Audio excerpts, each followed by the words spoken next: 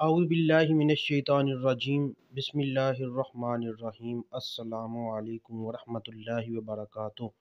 دوستو، آج میں آپ کو اپنے پیارے نبی حضرت محمد صلی اللہ علیہ وآلہ وسلم کا ایک بہت ہی پیارا فرمان بتاؤں گا۔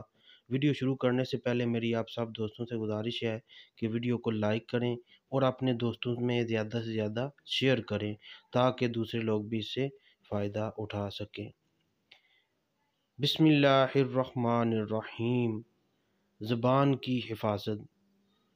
نبی کریم صلی اللہ علیہ وآلہ وسلم نے ارشاد فرمایا، حضرت عبداللہ بن مسعود رضی اللہ تعالی عنہ سے روایت ہے کہ میں نے رسول اللہ صلی اللہ علیہ وآلہ وسلم سے پوچھا کہ سب سے افضل عمل کیا ہے؟ آپ نے فرمایا، اپنے وقت پر نماز پڑھنا۔ میں نے عرض کیا، یا رسول اللہ صلی اللہ علیہ وآلہ وسلم، اس کے بعد کون سا عمل سب سے افضل ہے؟ آپ صلی اللہ علیہ وآلہ وسلم نے فرمایا، یہ بات کہ لوگ تمہاری زبان سے محفوظ رہیں۔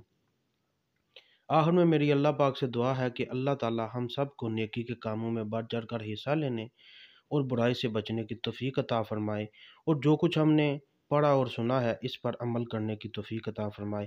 وما علینا الا البلاغ المبین۔